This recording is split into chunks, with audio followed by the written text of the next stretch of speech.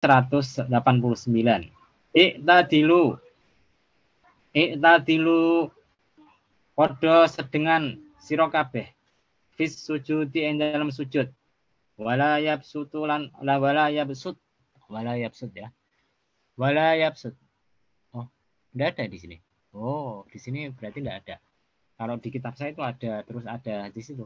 Kita hadis 189. Oh ya, ada ya. Hadis 89. Jadi maksudnya gimana? Ubsutu wala yabsut. Lan ojo gelar sapa sira sapa ahadukum sapa salah siji sira kabeh. Diraihi ing apa namanya? Diroe wong diroe ahadukum. Diro itu Diro itu kalau kita hitung itu di antara jari sampai siku-siku itu namanya diro. Apa bahasa Jawanya ya? Diro itu. Nah, tangan, mas tangan kan seluruhnya. Ya diro itu antara ujung jari sampai siku-siku. Imbisatul kalbi kelawan gelare asu. Rawahu wataki ngati sapa al-Bukhari sapa Imam Bukhari. Maksudnya gimana? Maksudnya ini Kanjeng Nabi menerangkan masalah sujud.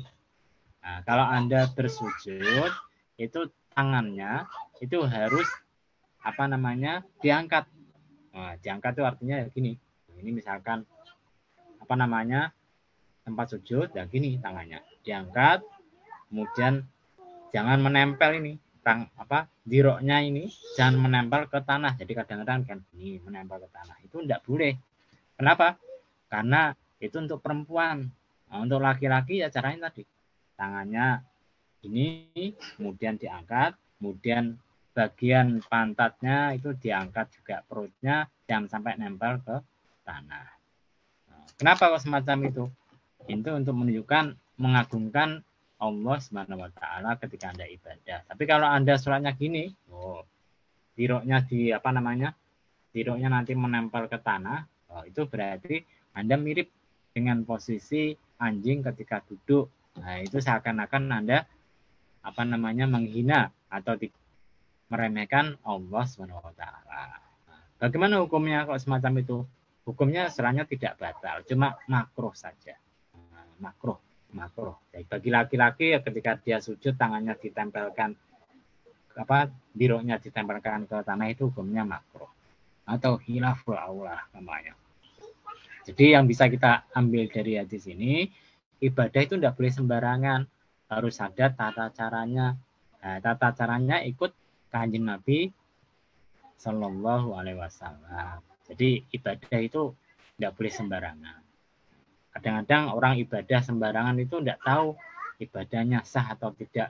Dulu pernah tak ceritakan, ada seorang ahli ibadah dari kelompok Bani Israil, ketika dia tidak sengaja membunuh tikus, dia merasa nyesal sekali, menyesal sekali. Akhirnya tikus yang mati itu akhirnya kemudian dibungkus, dibikin kalung kemana-mana. Ibadah sholat pun pakai itu. Ya tidak tahu bahwasanya dia sholat membuat najis dan itu tidak sah hukumnya sampai bertahun-tahun. Ini contoh orang yang beribadah tidak pakai dasar fikih dan sehingga kadang-kadang dia tidak tahu apa namanya sah tidaknya. Karena itu ikut Imam Ghazali, orang Islam itu perlu belajar 3 perkara. Nah, pertama ilmu tauhid. Anda harus kenal siapa yang Anda sembah. Nah, kalau sudah kenal, harus tahu tata cara ibadahnya yang diridhoi sama Allah. Nah, maka kalau sudah tahu tata cara ibadah yang diridhoi Allah, baru kemudian belajar namanya ilmu akhlak atau tasawuf, di mana kita menjaga ibadah kita supaya tidak sampai terkena riak, sombong dan lain sebagainya, hanya semata-mata untuk Allah Subhanahu wa taala. Hadis ini sebetulnya diriwayatkan oleh banyak imam, tidak hanya Imam Bukhari, Imam Muslim pun meriwayatkan, Imam Abu Dawud, An-Nasai, Tirmidzi, Ibnu Majah pun meriwayatkan, pokoknya banyak. Jadi artinya ada hadis yang